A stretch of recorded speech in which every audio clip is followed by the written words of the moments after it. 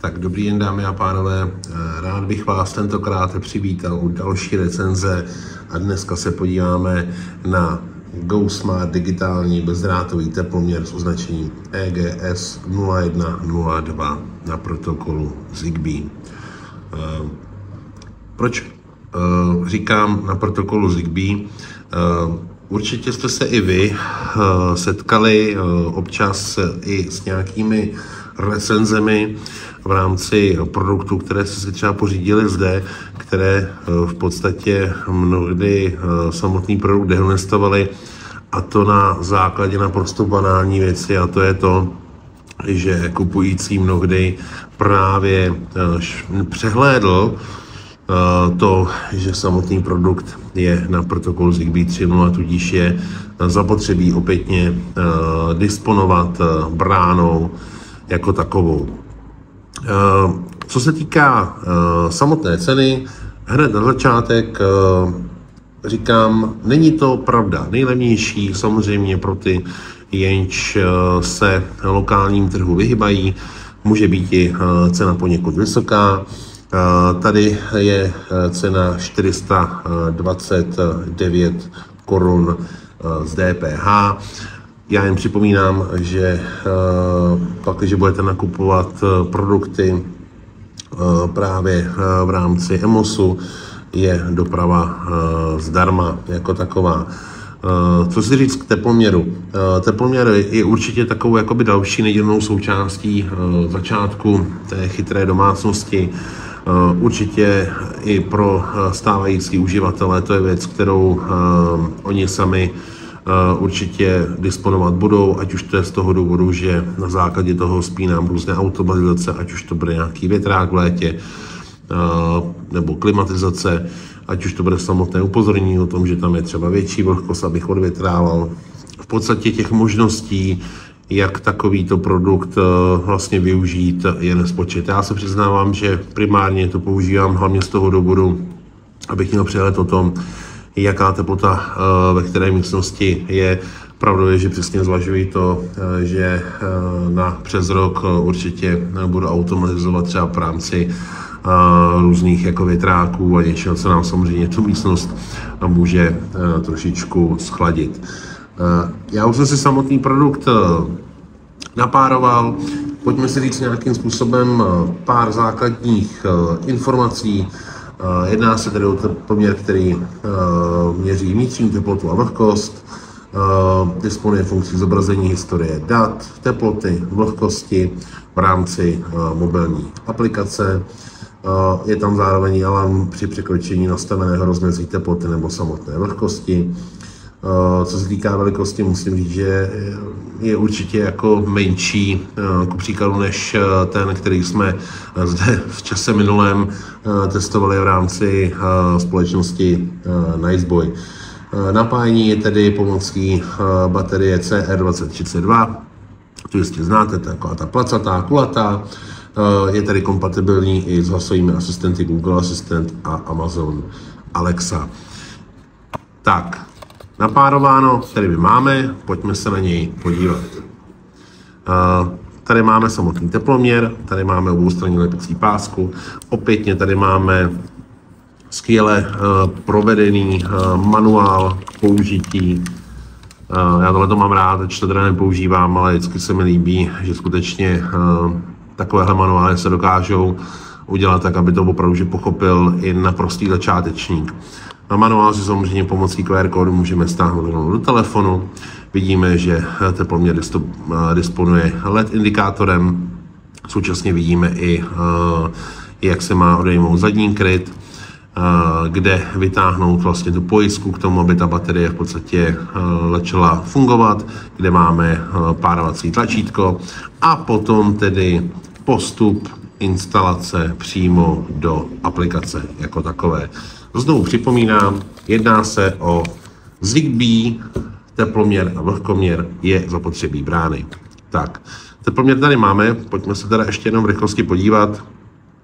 Vidíme tady teda samotné typové označení, vidíme tady v podstatě i teda baterii C2032, vidíme, je to splně normu CE, Znovu i díky takovému označení CE samotná cena bohužel jde nahoru, a to je proto, že se to prostě v podstatě Evropa jako taková žádá, a na druhou stranu i to zvyšuje v podstatě hodnotu toho produktu jako takového.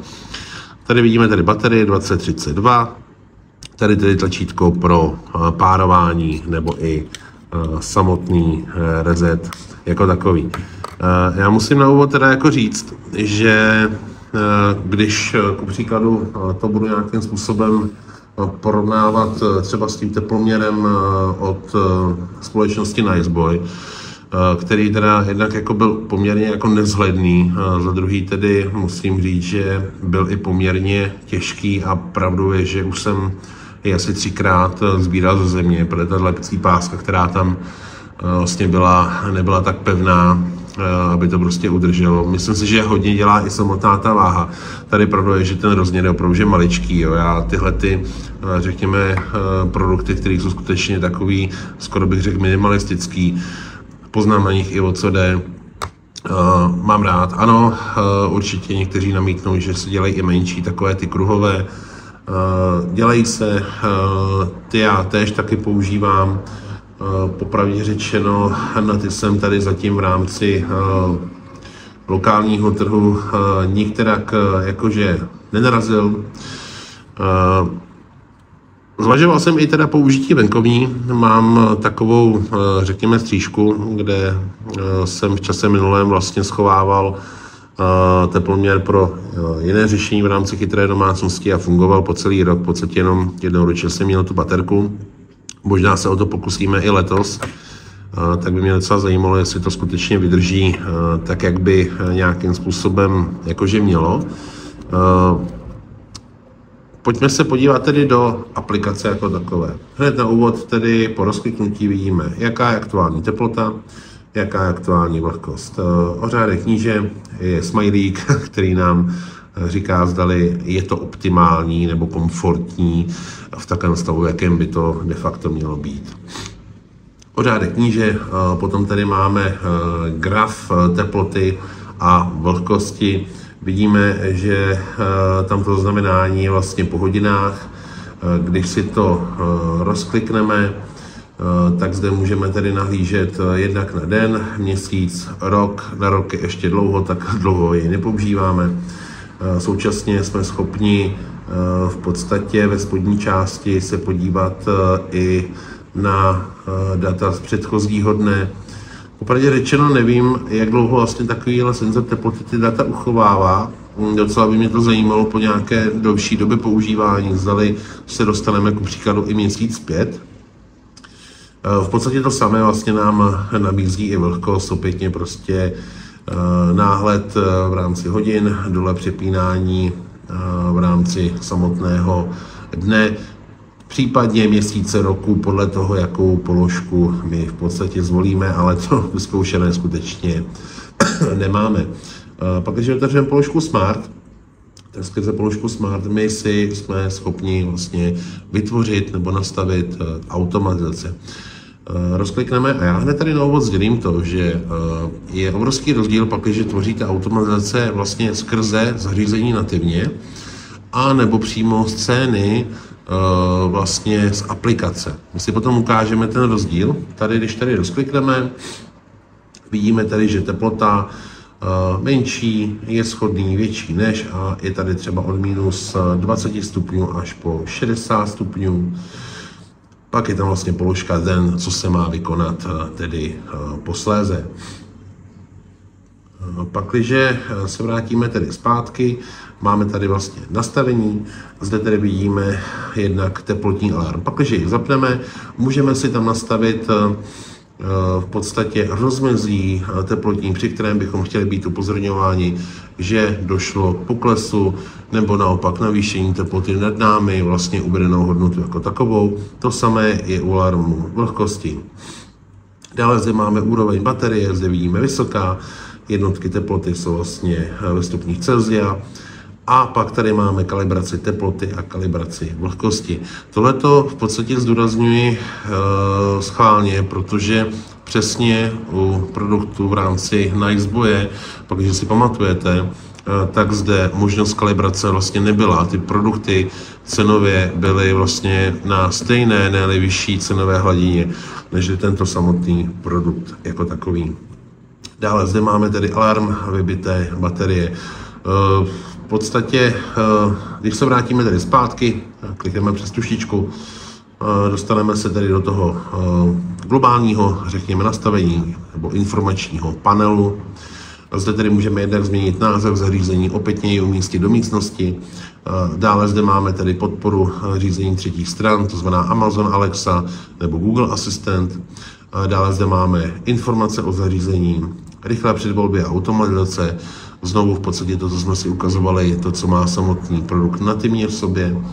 Pak zde máme vytvoření skupiny. Já pak, když to tady rozkliknu, tak vidíte, že tam v podstatě mám shodou okolností ty dva v rámci Niceboje. Jsme schopni tyto dát dohromady. Popravdě řečeno, teploměry používám separé, některé to nekombinuji v žádné jakoby skupině, a to asi i z toho důvodu, že asi nemám důvod. Dokázal bych si to představit, pak, že bych měl skutečně větší místnost a potřeba bych tu teplotu mít skutečně, ať už to jednotnou, nebo aby tam ty, řekněme, ten rozdíl třeba nebyl takový, pak, že třeba opravdu máme teploměr u okna a druhý třeba na druhé straně, tak samozřejmě ten rozdíl těch teplot tam může být poměrně velký, aby nám to potom samotnou automatizaci spustilo. Sdílená zařízení, opětně, když to rozklikneme, já hned zase opětně uvedu to, že sdílet zařízení separé, zvlášť, lze pouze tehdy, pakliže zařízení je na Wi-Fi. Pakliže zařízení na protokol Zigbee nebo Bluetooth, lze jej sdílet jenom v celé domácnosti. To znamená, že lze sdílet jenom celou domácnost, kde i tento senzor bude vlastně zakomponovaný. Jo, nelze jej sdílet samostatně. Možná lehká nevýhoda, pravdou je, že to je i v podstatě způsobeno i samotnou centrální jednotkou, bránou jako takovou. Ano, řešení by ku příkladu bylo pak, že bych disponoval více branami, chtěl bych sdílet jenom část, určitě bych mohl umístit do jiné domácnosti, pak de facto sdílet, ale to základní lze sdílet pouze tedy Wi-Fi produkty. Nastavení upozornění na zprávy, opětně to je taková ta položka, kterou si de facto vy zaplatíte a budete dostávat upozornění přímo na telefon. My jsme schopni ale tuhletu věc v podstatě zařídit skrze automatizace, abyste dostávali upozornění přímo do telefonu. Oznámení, když je zařízení offline, fakt a zpětná vazba, zní to divně, že jo, fakt a zpětná vazba, nicméně skrze tohleto políčko my jsme schopni v podstatě dávat zpětnou vazbu přímo výrobci, pak, když tam s tím zařízením je nějaký problém, jsme schopni zde přiložit fotografie, screeny, umožnit vlastně vzdálený přístup přímo výrobci, aby se podíval, co s tím zařízením jako takovém je. A co já mám zkušenost, tak to skutečně nějakým způsobem funguje. Záleží tedy pravdou na konkrétním výrobci. Nicméně ty zpětné vazby tam doopravdy jsou a mnohdy i to vycházelo přesně tak, že člověk doopravdy i díky tomu dostal i třeba update na to konkrétní zařízení a ty funkce nebo ten problém, který tam byl, to třeba vyřešilo. Tady v daném případě se jedná tedy o produkt značky EMOS a ač tedy já mám produkt napárovaný přímo v aplikaci Tuya, pak, když byste měli jakýkoliv problém přímo s tímto zařízením a poslali zpětnou vazbu skrze Tuya, dostane se to přímo do EMOSu jako takového. Konkrétně tedy k panu Richardu Sabovi, kterého tímto zdravím, a ten by samozřejmě potom se s vámi nějakým způsobem měl spojit skrze tu aplikaci, kde i dostáváte odpověď jako takovou. Pardon. A nakonec tedy aktualizace firmwareu, my vidíme, že tedy žádná není v podstatě k dispozici. Pak, když se vrátíme tedy na úplný začátek do aplikace, konkrétně tedy do scén, jak jsem zmiňoval hned na začátku, v průběhu vlastně samotné recenze podíváme se tedy, jaké ty automatizace jsou možné. Zvolíme tedy, kdy se změní stav zařízení, najdeme si tedy teploměr a už zde vidíme kalibraci, vlhkosti, menší než, je shodný, větší než, od -10 do 10 plus. Kalibrace teploty menší než, je shodný, větší než, od minus 2 stupňů do plus 2 stupňů. Pak zde máme tedy teplotu, opětně menší než, je shodný, větší než, od minus 20 až do plus 60. Vlhkost menší než, je shodný, větší než, od 0 do 100. A v neposlední řadě úroveň baterie nízká, střední, vysoká. To bychom měli asi k tomu, co nám samotné zařízení nabízí v rámci aplikace a různých jako automatizací. Co si říct k samotnému produktu, pro koho to je určené, já bych řekl, že asi pro každého. Já si myslím, že jeden z nás určitě má doma nějakou meteostanici, nějaké zařízení, které nám vlastně zobrazuje aktuální vlastně teplotu v místnosti. Popravdě řečeno, i díky takovému zařízení my třeba budeme schopni spouštět, řekněme, třeba vzdáleně topení, případně i termostat, pak, když se v daném případě tady pletu a tím kolegové opraví, ale myslím si, že v rámci automatizace by tohle to skutečně šlo i nějakým způsobem nastavit, byť samozřejmě různé termohlavice a ty termostaty disponují vlastně přímo svým, řekněme, teploměrem sobě, ale v mnoha případech samozřejmě mám pocit, že i to šlo v rámci automatizací použít i tak. Jak jsem zmínil na začátku, cena samozřejmě pro někoho může se zdát být vyšší, nicméně tento produkt je v podstatě komplexní, nabízí všechno, co nějakým způsobem my bychom určitě do budoucna využili, respektive to, co bych já očekával od zařízení, aby umělo. A jak víte sami, tak v rámci toho Nextboye tam třeba samotná kalibrace nebyla, celkové grafické provedení v aplikaci bylo takové jako nějaké. Tady to na mě působí samozřejmě mnohem lépe, uceleně, hladce a jsem s tím nadmíru prakticky spokojen. Já určitě, pak, když máte nějaký dotaz, není problém, směřujte ji tady vlastně pod samotný příspěvek. Já vám v každém případě ještě jednou mnohokrát děkuji. Snažil jsem se recenzi skutečně pojmout z pohledu běžného uživatele, tak jak to na mě působí, tak jak já to sám jakoby používám. Pak, když samozřejmě se najdou nějaké výtky, nápady, neduhy, určitě jsme proto, abyste nám tohleto všechno do komentářů napsali. Za mě je tohleto vlastně všechno. Já vám každopádně ještě jednou děkuji za pozornost, děkuji za váš čas. No a budu se těšit na recenzi příště. A tohleto byl tedy Smart teploměr od společnosti EMOS. Díky moc za pozornost a mějte se. A to je konec. Děkujeme za sledování a těšíme se příště. Tímto bychom rádi poděkovali i společnosti EMOS za poskytnutí produktu do našeho testování. Velké díky patří též panu Richardovi Sábovi, který má velký podíl na tom, že máme tyto možnosti. A co vlastně nebo kdo je EMOS Go Smart? Chytrá domácnost EMOS Go Smart. Vytvořte si vlastní inteligentní domácnost s chytrými zařízeními EMOS Go Smart a dalšími kompatibilními s platformou Tuya. Propojujte jednotlivá zařízení, nastavujte automatizace jejich činností a ovládejte je vzdáleně pomocí plně lokalizované a intuitivní mobilní aplikace. EMOS Go Smart produkty byly vyvinuty týmem specialistů společně s předními světovými výrobci v oboru. Vynikají optimálním poměrem cena k kvalitě a výbornou technickou podporou. Nechte svou domácnost, aby se starala sama o sebe a dopřejte si tak více času pro své blízké a zájmy.